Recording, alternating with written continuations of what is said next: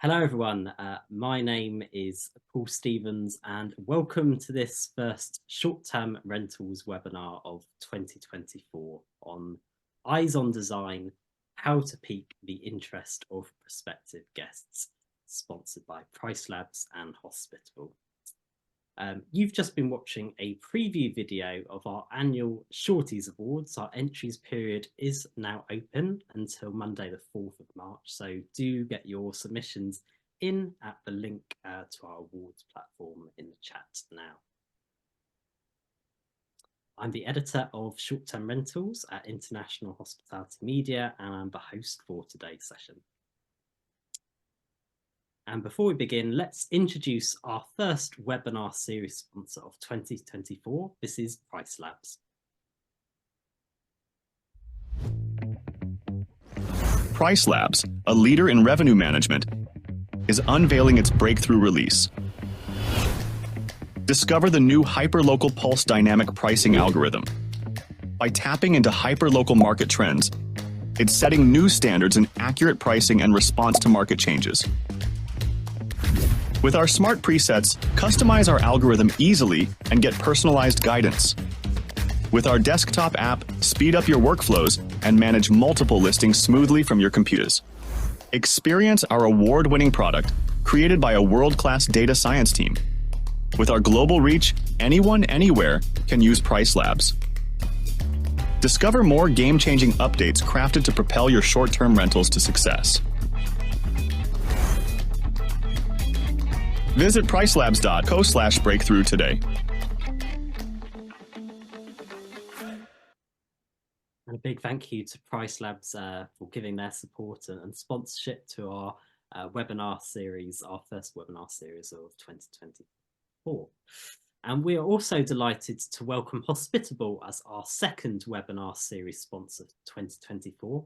Hospitable's tools allow hosts to automate the most time-consuming elements of hosting, and the platform also connects with the likes of Airbnb, Vrbo, and Booking.com. Hospitable is also providing a generous offer of 25% off its platform for 3 months. All you need to do is go to the link on the screen or in the chat. So a big thank you to Hospitable and welcome to this series. So let's get underway and introduce our fantastic speaker lineup for you today. We'll kick off, please, with Sidra from Minty Living. Awesome. Thank you so much. I'm so excited to be here, Paul. Fantastic. If you could just introduce yourself and Minty Living just briefly for us. Absolutely. So I am the co-founder of Minty Living, and my background is interior architecture and design. Minty Living is a brand-focused operator, and we operate currently about 165 doors. Our philosophy is that all of our portfolio is a brand-first experience that is consistent aesthetically and operationally, and there is enormous focus on design. So I'm very excited to be talking shop on my favorite topic today. Likewise, Sidra. Thank you very much for your time today. Next up, please, we've got Suzanne from Airbnb. Hi, thank you for having me. My name is Suzanne. I am the accessibility standards lead at Airbnb. I'm sure lots of people have heard of Airbnb, but it's a global travel platform that was born in 2007, so fairly young, but we have, I think, over 7 million listings in over 220 countries for people to find and book. And my role is sort of heading up our accessibility work, so thinking how we can be inclusive for guests with all different accessibility needs. I think everyone automatically thinks of wheelchair users or people, with a mobility disability, but we really think broadly about how we can be truly inclusive. And then my sort of background and my, I guess the main relevance to this is I am a full-time wheelchair user following an accident 13 years ago. So yeah, I'm extremely passionate about inclusion and just, helping people think about it and making spaces more accessible in a more seamless, normalized way. Fantastic. We're delighted to have you on the webinar today, Suzanne, and I'm really looking forward to hearing all of your insights today. Next up, moving from left to right, we've got Chris from Tomu. Hi, my name is Chris Osaka. I'm the chief executive of Tomu. We're a builder of modular prefabricated guest rooms. So we work with anyone from single short-term rental owners all the way up to building guest suites for luxury resorts. And before this, my experience was I was previously at Hilton, and then I did retail development for Nike. So really trying to understand guest experience and deliver on what kind of the user or the guest is wanting to get out of their stay. Excellent. Thank you, Chris. And last but by no means least, we've got Tatianna. Hello, thank you for having me. My name is Tatianna Taylor-Tait. I am an interior designer and short-term rental specialist from Vancouver, Canada. I've been in the industry going on almost 9 years now for interior design and about 7 or so for short-term rentals. I am very excited to be here, and already so many of you guys have touched on such great topics, so I can't wait to pick your brains too. Thank you very much, Tatianna, and to all of our panelists today. I think we're really looking forward to a fantastic discussion. So just some brief webinar guidelines for today. All of the details are going to be posted in the chat, so please do go there to ask any of our panelists a question. We'll have a panel discussion lasting roughly 45 minutes, leading into some audience questions, and then a recording will be sent round to all attendees and everyone who signed up within the next 48 hours.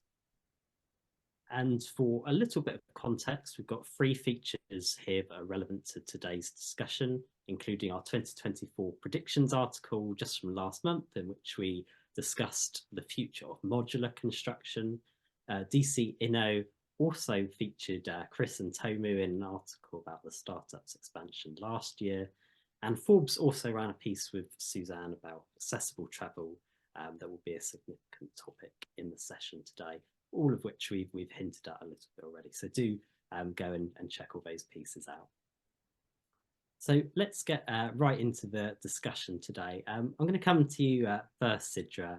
You were the first person that we were introduced to, and so you've explained a little bit about that you're a property manager based in Atlanta in the States. I'm wondering how you go about keeping up to date with the latest trends. I'm coming in sort of fairly new to design and fairly clueless compared to yourselves. So yeah, I'd love to get your perspective on that. Absolutely. I think that be wary of the T word, trend, and maybe let's start there. Trends will cycle so quickly that economically you can't even keep pace. And so our philosophy is to always pursue great design and thoughtful design, rather than trying to go to guidelines of colors or material finish. So we believe that design is a value statement in and of itself. Beauty is a very real value in making beautiful spaces. Your audience will respond. They'll respond with higher ADR and higher occupancy numbers, because they are wanting an experience that is contributing to their time on the ground in your city or on their vacation. And design really lends value to what that interior experience is going to have on its inhabitant. And what exactly, I mean, you say that you've got this design-led philosophy. So what does this necessarily entail when you're going through a philosophy or a process for designing or onboarding new homes in your portfolio? Yeah, so they've actually done all these studies about what is beautiful. And it's interesting how much it varies outside of symmetry. The human brain oftentimes will pick up conditions of symmetry as beautiful. But other than that, there is no color or style that us human beings can be consistent on defining as beautiful. So we carry a lot of conditions of symmetry into our units and our homes, is specifically designing symmetrically for the camera, for the eventual shot. And I do think that's very important as designers, that we, for the short-term rental space, is we're focused on what is economically going to be the most functional, the most durable, and then really provide that camera shot at the end that's going to sell that space. And easy things, go ahead. No, you go, honestly. If you still had something to say, that is. Easy things, easy conditions of symmetry are just using stuff as basic as the same size nightstands on either side of your bed, the matching sconce lights or table lights on your nightstands. The other thing that we will constantly input into our spaces are an iteration or patterning that provide a visual depth of field for that final photography shot. So if you are introducing a color or a texture, we very consciously will layer it into the foreground, the midground, and the background. So I would say all colors and styles are fair game, designing towards that end photography shot. Excellent. That's going to sell the space. I mean, you're talking about cameras there, and we will get onto this shortly. But I know that in your portfolio, a lot of the homes are used for film and TV production. So we'll come on to that very shortly, because I know that's quite an interesting angle to take there with short-term rentals. Let's thank you for that, Sidra. I'll turn to Tatianna next, because Tatianna, we talked yesterday. You've got a fascinating background in all sorts of things, from design, graphic design, interior design, branding, etc., etc. So could you just tell us a little bit about your story into interior design, into short-term rentals, and how you've really been able to keep up to date with the latest, I don't even want to use the word trends now, but after what Sidra said, but you know, being able to keep up with what's popular in design. Yeah, of course. Thank you. So kind of, I'm in agreement also with Sidra as well. But there's certain, you know, caveats to it. Of course, as designers, we all do our research and do social listening to at least know what is happening and what is, I guess, trendy. So it's good for us to always be on top and aware of that.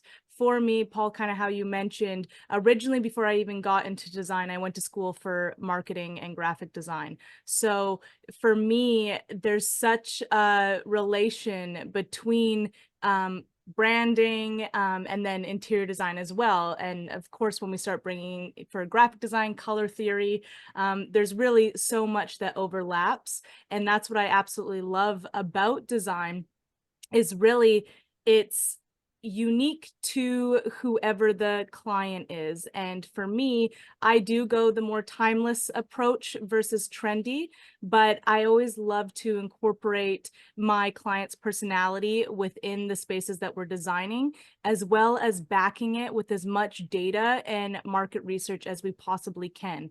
So on top of like maybe I'm doing social listening and I'm seeing what's trending on TikTok and Instagram, I also do my research to know what the hotels are doing, all the luxury hotels, what are their trend reports for the upcoming year.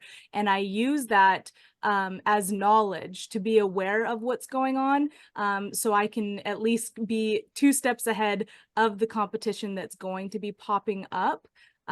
So for me, I don't necessarily go trendy, but I like to be aware of what is going on around me. Fantastic, Tatianna. And I think we're probably going to be hearing a little bit more about the hotel space a little bit after, given some of our speakers today have got experience in that space. So thank you, Tatianna. We've got plenty more to hear from you today. I'll come to you, Suzanne, as well, because you've touched a little bit on your background, and that's honestly why I'm so privileged to have you on today's session. You're now accessibility standards lead at Airbnb, but could you explain to us a little bit about the the backstory that led to this point, and what some of your specific needs are right now, Suzanne? Yeah, absolutely. So I think as a lot of people growing up, I had no idea what I was going to do with my life. I was really into surfing and sport, and so that was sort of a massive part of who I was. And then I happened to be after uni in Morocco, working in a surf camp, and I was standing on a balcony and it collapsed and I fell 30 feet and broke my back, and everything I thought I knew about the world and where my life was going was instantly changed, and I became a full-time wheelchair user. And I mean, it was awful, the worst day of my life. But yeah, obviously it's easy for me to look back now and sort of I can reflect a lot more, but I really struggled, and I realized how inaccessible the world is. Travel is really hard, going on holiday is really hard, getting a job is really hard, socializing with your friends, all of these things. And I was in my early 20s, and suddenly the world felt completely closed off to me. And yeah, it was really difficult. And then after a few years, I got introduced to wheelchair tennis, and I suddenly found a bit of purpose again. And at a similar time, I was introduced to someone who had just started a company called Accommable, which was an accessible travel startup. And so I just literally started helping out in my spare time, a lot of spare time, and realized, like, wow, I can have a bit of a purpose with something that I'm incredibly passionate about and have knowledge about, because I'm a wheelchair user now. So like, there's no escaping in my mind, seeing, what's got steps, is there grab bars, is there, things like this. So yeah, I started working at Accommable, and then the role kind of grew and grew.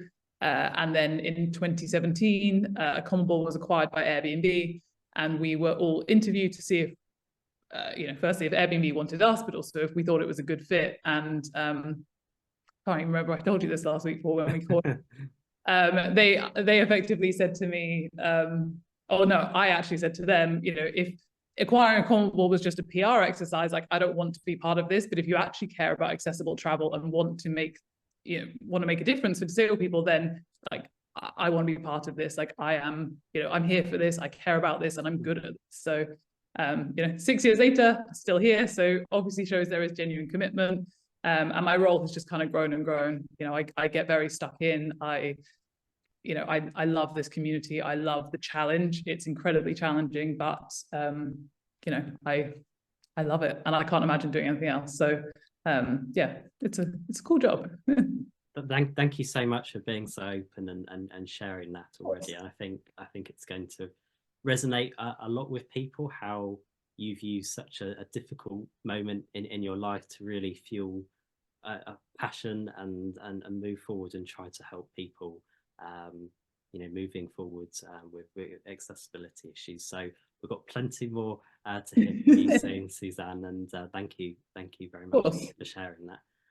Let's turn to Chris now as well, because Chris, we've touched a little bit on hotels already, and you've got experience with Hilton, with Nike as well, so two completely different sectors, but perhaps there is some overlap still there.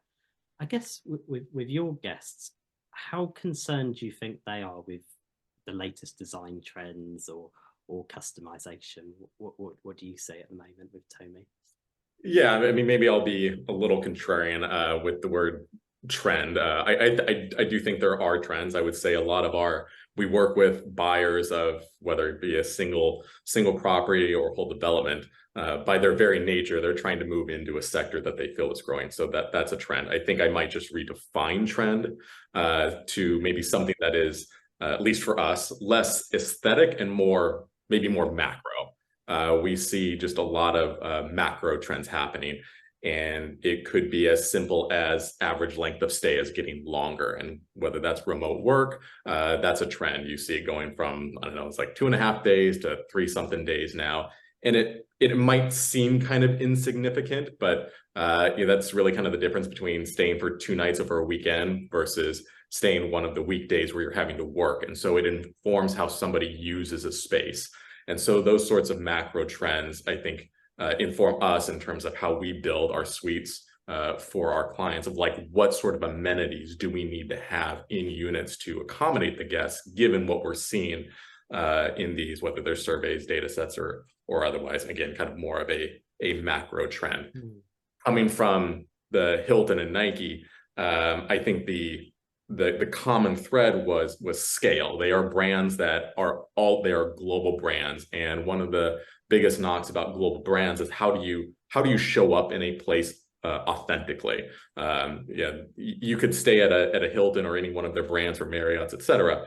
And like, if you're on the inside of a property, you may not know where you are unless it was done in a way that reflects kind of the local surroundings. So I think that's also a goal of our clients, is how do they kind of reflect the place that they're in, rather than any specific design trend. They just want to make sure that they are showing up authentically so that their guest feels like they are in the place that they're paying to be.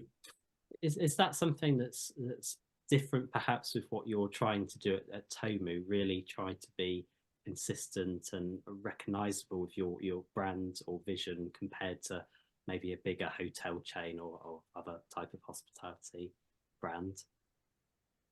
Yeah, I think we have two sides of our business. We have a side of our business that is kind of turnkey. It's kind of an off-the-shelf sort of thing. Maybe that's coming from retail. That's just kind of like, hey, let's create kind of something off the shelf that doesn't need a whole lot of customization. So there can be a little tension there. Those buyers tend to be somebody that just like our aesthetic. We chose to have a specific aesthetic, and that's kind of that's part of our ethos. Like, I fully believe that as time goes on, the market will mature in a way that is much like any other market, where there are brands that you just identify with, whether it's a clothing brand or otherwise. Like, this brand's a fit for me, that one's not, and it could be based on values, aesthetic, or otherwise. The other side of our business is commercial, in which we work with developers, and it's really how do they use our building system to create their vision of hospitality. And in that sense, it's less about trend, and they're just really trying to be authentic to themselves. Like, they just have an idea of something they think is really cool. Maybe they saw it in another part of the world. Maybe it's just, hey, I've never seen this, or I feel like people like me or are underserved, and I want to create something for that community. And so the design, whether it be the aesthetics or the amenities, comes through that kind of lens of what is that reflection of their vision. Excellent. Thank you very much. Thank you very much, Chris. I think the modular construction trend, and I mentioned it in the predictions article we wrote last week, that there's a big move coming towards this sort of construction. So we've got plenty more time to hear from you yet on the future of that. I'll turn back to Tatianna now, because Tatianna, you've had the chance to hear all of the perspectives of our speakers so far. I'm wondering, from your own expertise, are there any particular design features or amenities that you think are driving the most popularity and demand moving into 2024?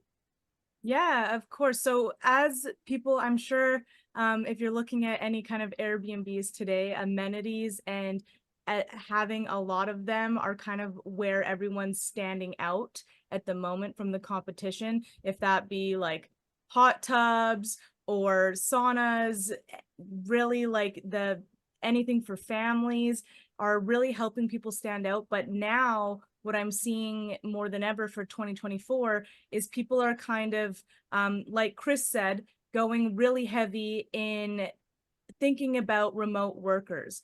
And I have this big thing that I have basically with anyone who has a listing and doesn't have an actual like desk for someone to work in their space. This is probably my own personal vendetta with people, but if you are considering like an office space or like a workspace as like the kitchen dining room table, that is not happening for 2024. People need to have separate offices. And I make this joke because one year when I was traveling, I was working abroad and my fiance was, actually using his vacation as I was working. And the biggest issue was the only workspace was in the living room.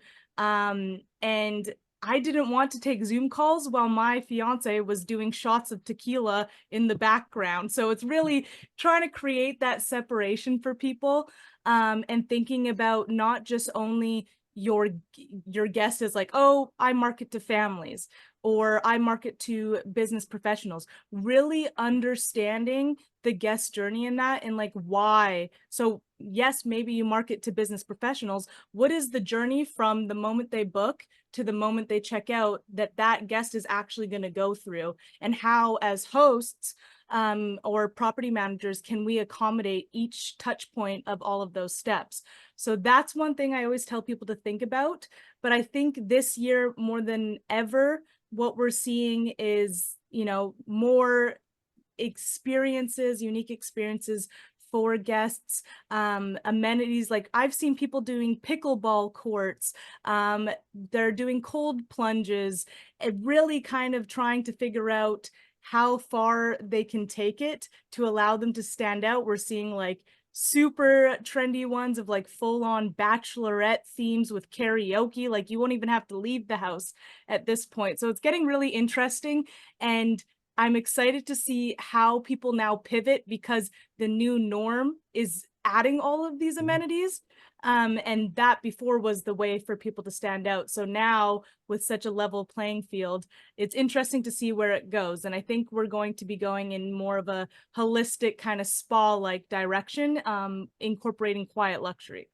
No, that's really, really fascinating and interesting timing, because literally just today we've covered a story about a startup in the States called Swimply, which has started out as a pool sharing marketplace, and they've now gone into recreational sports courts. They're renting out tennis courts, basketball courts, pickleball courts, all sports that are gaining popularity. They're now moving into homes too. So I think there's definitely a little bit of synergy there with what you're saying, Tatiana. And I do kind of, I can't say I've had a meeting where I've had people in the background drinking tequila, but maybe it will catch on, who knows.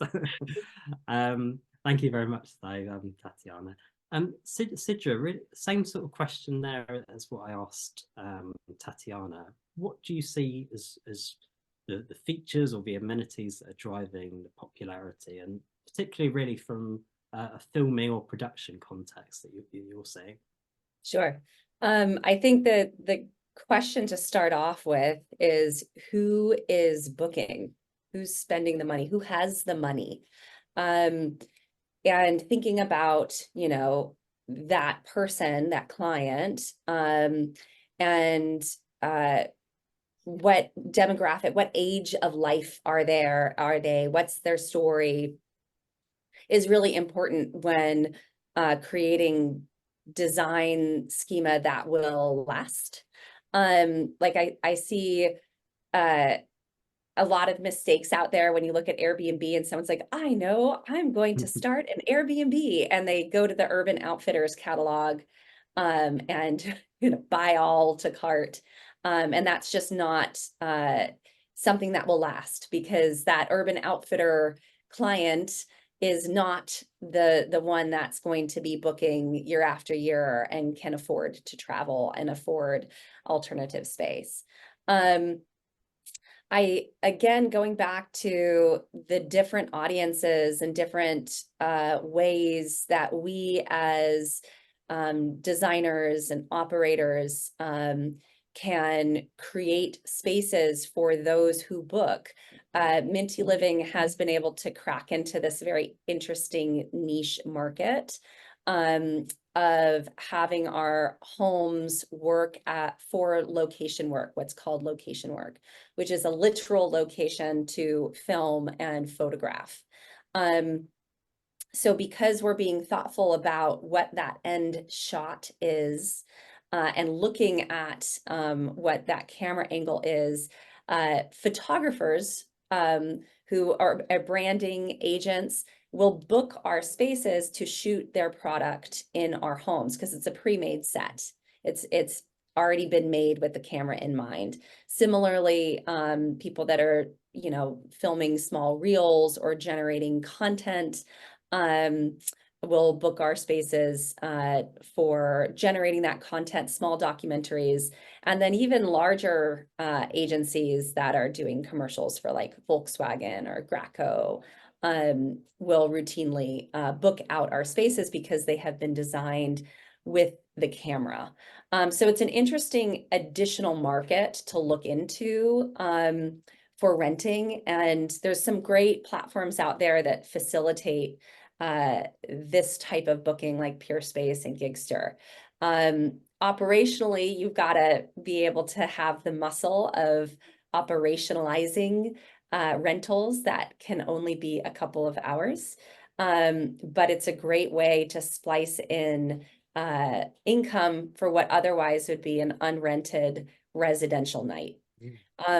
For in-residence guests, I loved what Tatianna mentioned too, of that digital nomad needing a desk, and Chris as well, of, you know, this working traveling professional is a very important audience, because COVID has left a lasting legacy of more tolerance for remote work. And so we are able to take that third day out of office, you know, on a Monday or a Friday, and have it be justified. And so we actually will design for your Zoom shot. What's the angle of the desk and what's in your background? And it's an important design moment, because if you are looking to attract a longer stay clientele who is running into the weekdays, odds are they're probably going to be taking a couple of Zoom calls, and they care what that looks like in their background. Fantastic. Thank you for those insights, Sidra. I know quite a lot of your bookings are 30 days plus, really, within that film and production context. Yeah. Chris, I'll turn to you next as well. I feel like we've only scratched the surface, really, with modular construction, and we see, you know, more of these terms popping up: modular construction, tiny homes, ADUs. Why are we going to hear a lot more of them moving forward, and what are the particular features or amenities that you think are going to be most popular moving forward? Yeah, and maybe going back to the macro trends, at least what we see, or what we see from our clientele, is just supply. Supply is still tight, especially to the point about COVID. Like, it's left this lasting legacy. People are getting away more frequently, they're getting away closer to home, and so they're trying to find these places that are 2 to 3 hours away from their place of residence, where they can get away from a weekend, that are just undersupplied. Like, they've never really had to deal with a large sort of like transient population, so they just don't have the stays. And I think the competition for the inventory that was already there, it's getting cost prohibitive, at least in the United States, with kind of the macroeconomic environment of high interest rates.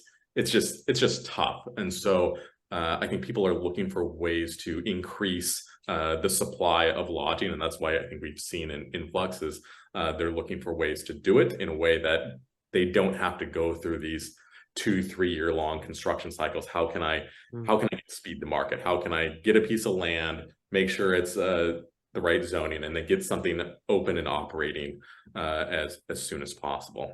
And so I think that's where modular has kind of started to see kind of a new, not just in this space, obviously in the residential sector. We're just taking that same methodology and applying it to hospitality. So the demand is definitely there, but maybe not quite up to the supply levels aren't quite up to meeting that demand just yet. Yeah, again, at least for where we are going after, we are largely in rural areas, suburban areas, or further out areas, kind of more of a leisure resort destination. I know a lot of urban markets got a little saturated, and there's a lot of legislation that have been happening in certain cities too. But again, where we're seeing the demand in those rural markets, they're looking for places to go. Thank you, Chris. We've touched. I'll come to Suzanne next as well. We've heard a little bit there, and I know that there's this customizable and accessible nature to modular construction, and yeah, we've discussed it a little bit already. But Suzanne, I think we were speaking this time last week or something, and we were talking about how there's currently, I think, over 1 billion people in the world who have some sort of disability, and these people still presumably want to travel, and they want to go on holiday, and they want to be able to relax in a home away from home. So what are the sort of specific challenges that guests with disabilities have when they're browsing for accommodation? Yeah, I think it follows on nicely to your last question, and maybe accessible travel isn't a trend per se, but it's a hugely untapped market opportunity. As you said, there's over 1 billion people in the world with some form of disability. These people want to travel. There's over, I believe it's 58.2 billion spent by travelers with disabilities every year. And honestly, like, no one is doing a good job. There's not enough supply, and no one is doing a good job of marketing it and advertising it. So, a lot of my role is, making sure we can capitalize on that. There's, as well as it being a huge part of our mission at Airbnb, it is a huge business opportunity that no one is doing an amazing job at. So I think, some of the challenges that we see, and we do a lot of research, we work a lot with the community to really understand them. So I think number one challenge is that people with disabilities, there's never enough information that can be provided. I think people think it's really complicated, but actually just, whether it's hosts on Airbnb or hotels, just need to be clear and upfront about what features they do or don't have. There is no one definition of accessible. What one person needs is very different to what someone else needs. So actually, rather than trying to say like, oh, this is wheelchair accessible, this is wheelchair friendly, like, what does that actually mean? But if you say this place is step free, the doorways are this wide, and there's a grab bar by the toilet, like, that is useful information. If I ring up a restaurant and I say, do you have step free access and an accessible toilet? And they're like, oh yeah, we're wheelchair friendly. And I'm like, that's not answering my question. Answer specific questions. That's the type of information that guests with accessibility need in order to actually feel confident to book. And that is really our approach at Airbnb, is we help our hosts, support our hosts to provide this information so that guests feel really confident and excited about a trip, rather than nervous or having loads of questions. So I think that's probably the first challenge, that kind of first and second challenge that people with disabilities have. And I think the other main one is just that disability, unfortunately, is still not normalized. And I think people assume it's very different or it's very clinical. And I think especially when it comes to design and making things look beautiful, you actually can just build things inclusively and it still looks nice. It's not clinical hospital looking bathrooms. You can get really great grab bars that can bolt on and off, in 2 seconds, and they're super functional. You can also now get grab bars in any color shade. You can literally match it, or you can just make a bit of a feature about it. Or a shower with no steps can just be part of how the bathroom is designed. It's not like, oh, this is so a wheelchair can get in. It just is part of the design. And again, a ramp is useful for everyone. If you just design getting into a home to have a ramp rather than steps, that benefits obviously people with disabilities, also benefits older people, families with young kids. If you've got a pram, if you've got suitcases, it just thinking a bit more broadly and not sort of pigeonholing it into this super niche clinical thing, I think is just a way that it just makes it a lot easier for disabled people to feel, seen, heard, and recognized and catered for. So, yeah. And I mean, I'll shift my next question slightly, because this sort of we're asking about features that are important within inclusive design gaining popularity. But I think what you're saying is that the information needs to be enhanced and made more specific to what people are looking for. How do you think we go about normalizing accessible travel in a way that it perhaps isn't being done right now? I think just showing it more, not shying away from it. It's not glamorous, having a grab bar in the shower, thinking about how people are using the bathroom is not the best thing, but those are obvious adaptations that make a stay possible for someone. And so I think just showing that it can be done nicely or discreetly, it's just a nice way to incorporate it. And again, showing that disabled people travel, they have families, they work, they do all these things. We're not different from anyone else. We are, a huge community with a lot of spending power that want to travel and also that want to stay in exciting places. We have something on Airbnb called the adapted category that we launched. So Airbnb launched all these different categories a couple of years ago. So we've got, domes, castles, yurts, all of that kind of thing. And we launched a category called the adapted category in November 2022, which are effectively wheelchair accessible homes. We verify them with a 3D scan so that we can provide this really detailed information to guests.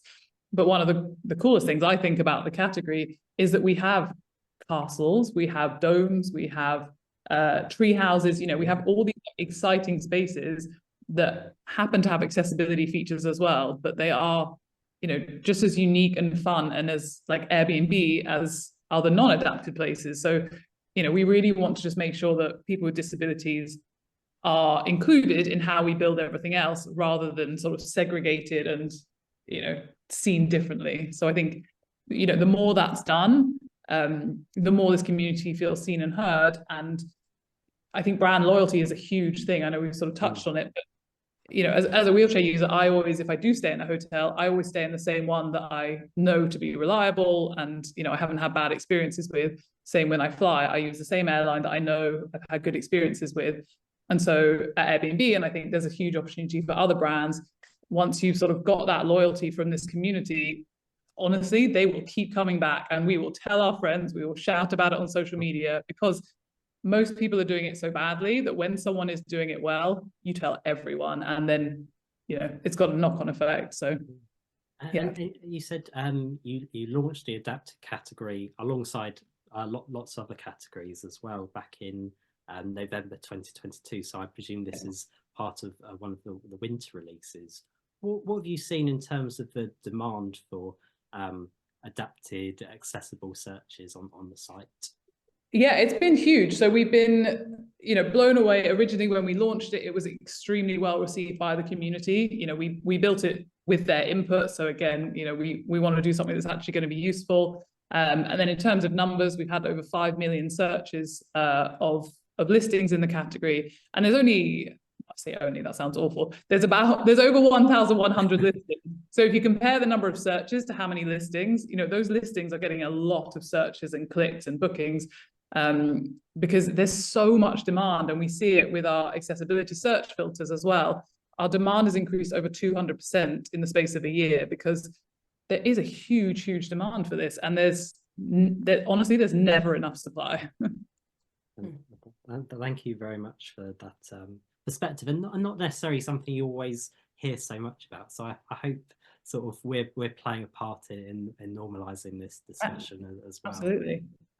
Chris, again, I see so many parallels with what you're doing at Tomu, and this aspect of customization, and with modular builds, how do you think you can be inclusive and accessible to all different types of traveler demographics? Yeah, we have the luxury, since we are building new, of we're not adapting a space and trying to make it accessible or inclusive. So we get to start with a clean slate. And for us, inclusive design is making sure that nobody has a subpar guest experience just because they are different or they are a one-off or what have you. And in the United States, we have ADA code, Americans with Disabilities Act, and around the world there's different analogous codes. Those are kind of like bare minimums. And I think when you see some of those things around the world, it's like, okay, check the box, like we're compliant, but I'll let Suzanne tell me to shut up or correct me if I misstep. But like, if you've ever actually tried to sit in a wheelchair and use a ramp or certain things that are to code, doesn't mean they're easy. And that is that subpar guest experience for us. So we design everything with that in mind. And also that, going back to the subpar thing, like you've seen on hotel websites, like here's an accessible room, but it's sterile, or it just has a different look to it. Like that shouldn't be the case. And I think there are some more challenging things, but there's some simple things. For us, it is like we design all of our bathrooms, we call it spa style. Well, that's really just a curbless shower. That's a shower that's large enough, that's 5 foot square, that somebody can get in. It looks like a beautiful shower. It just also has to be, it also has the benefit of being completely accessible. I think on top of that, they're just kind of thinking more empathetically of whether it's visual impairments, okay, great, there's a thermostat and there's little braille buttons on the thermostat, but do I actually know what temperature I'm changing it to when I press a button up or down? Like, I don't know what number I'm actually landing on. So thinking about those things. For the hearing impaired, do you have clear lines of sight in your guest area so that somebody that's signing or reading lips can understand the people that they're around? So I think there's so many different facets of how that plays out, and just takes some kind of consideration. The last thing I'll add to that is I think there's also cultural inclusivity. And for anybody that's been to Singapore Airport, amazing bathrooms, amazing bathrooms. You walk into the bathrooms at Singapore Airport, there's your typical Western stalls. There is your kind of Middle Eastern, there are stalls with kind of Middle Eastern, Southeast Asian stalls with like a hand sprayer. There are stalls that are just kind of a hole in the ground. And there are stalls that are kind of like the Japanese bidet toilets. And I just think it's the most fascinating example of inclusive design, because it's like every single, not every single, but most kind of big groups have been considered in the design. So the way that plays out for us is, I love rain showers. I think they're great, but you know what?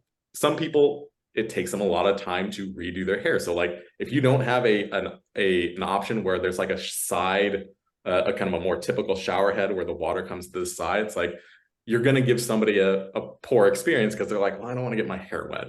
And so those are, all of our toilets are kind of plumbed for these different types of adaptations. So we spend an inordinate amount of time thinking about bathrooms, but I think that's just how all these things kind of come out of, like, there's little things and they take time to think about, but to the people that it matters most, it can be the difference between a great stay and something that you complain about.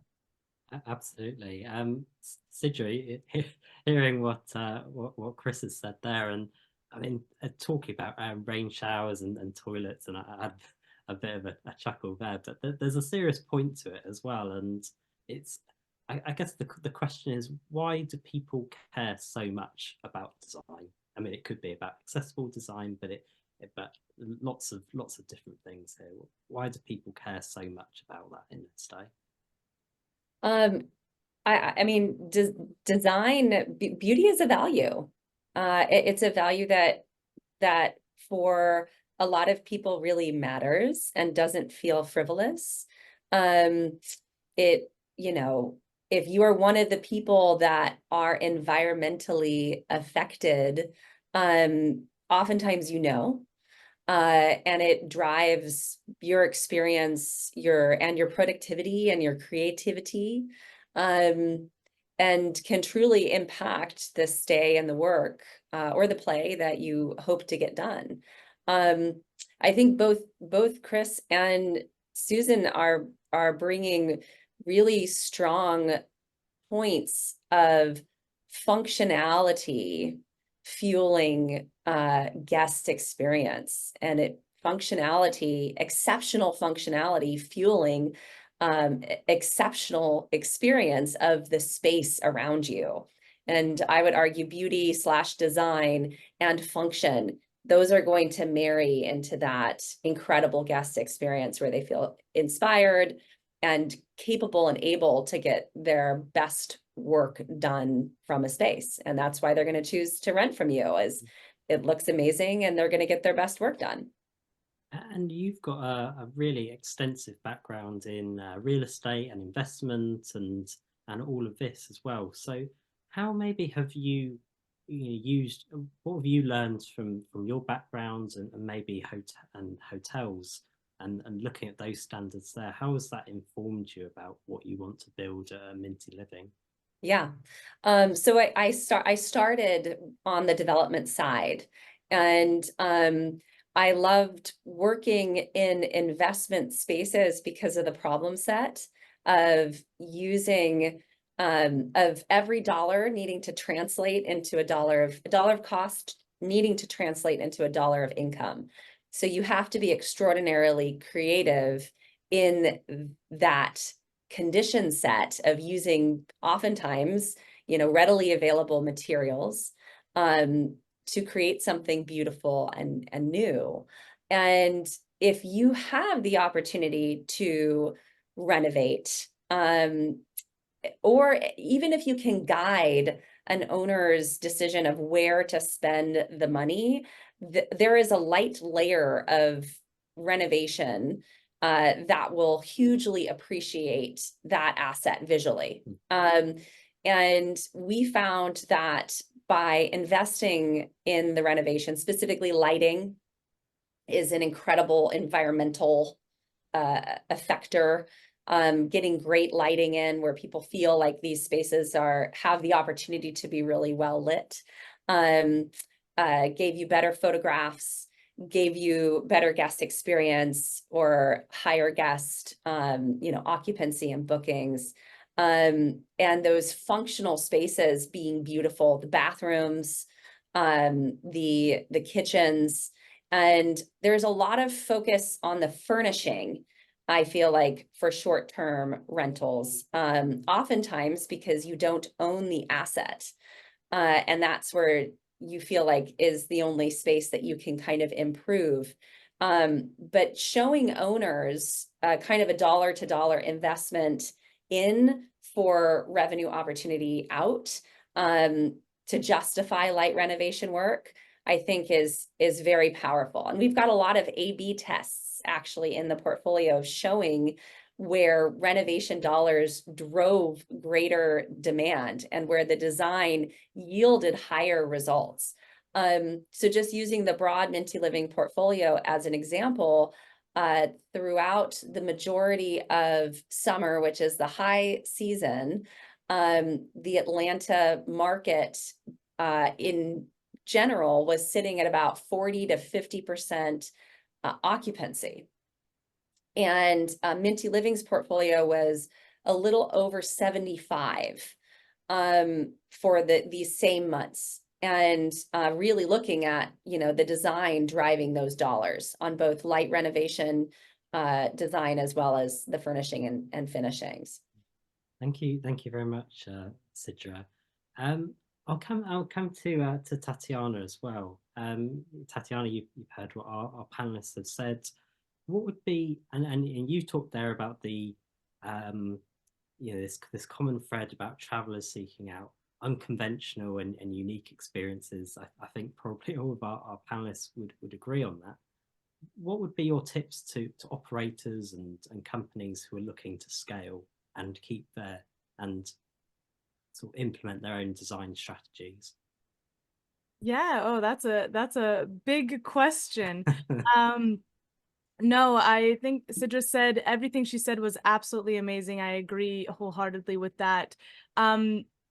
Considering for hosts or property managers that are trying to scale their businesses and keep design in mind, as well as, we want to keep budget-friendly design in mind if you are building your portfolio. So for me, I'm always big on the psychology of space. So as Sidra mentioned, natural light coming into the home, there's so many effects that colors can have, that lighting can have just on a person that's experiencing the property. Natural light and really kind of optimizing it as much as possible in your properties can actually increase serotonin levels, which is the happy hormone. So that's going to help promote better sleep, diminish depression and anxiety. There's so many cool benefits and like science behind design that isn't really a huge investment that you have to make. That could just be investing in better curtains and hanging them as close to the ceiling as possible.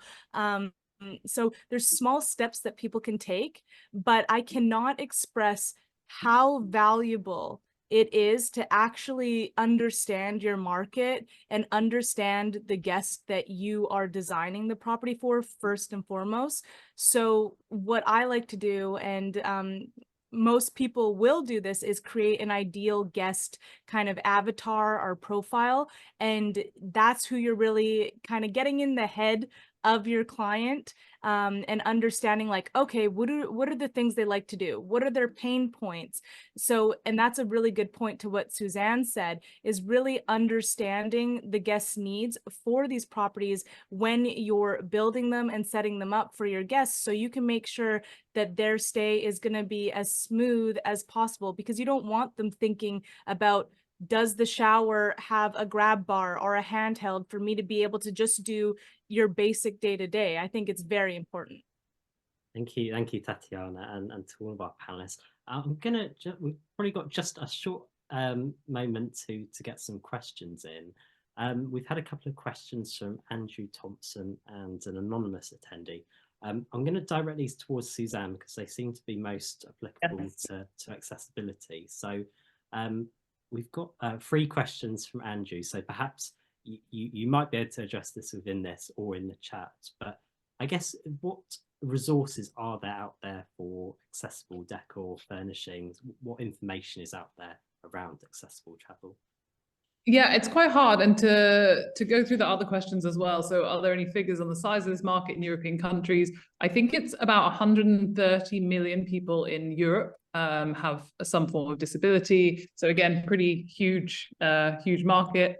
The features, amenities that must be in place as a minimum to be considered accessible. This is where it gets quite tricky because like what's accessible for me as a wheelchair user may not be for someone else. But I'd say like the sort of broad things that people tend to look for is step-free access. So where you can you have, a ramp instead of steps, or can you factor, or are bedrooms and bathrooms on the ground floor? Obviously, if it's an apartment and there's no elevator, or, the only bedrooms and bathrooms are upstairs, that makes things quite difficult without installing, an in-home elevator or a stair lift or something, which, that does help for some people, but not for everyone. So step-free access is sort of the lowest bar. And then looking at the bathroom. So I think that is, a huge opportunity to think about adding adaptations, adding modifications, just thinking about how you can maybe make it easier with things like grab bars and things like that.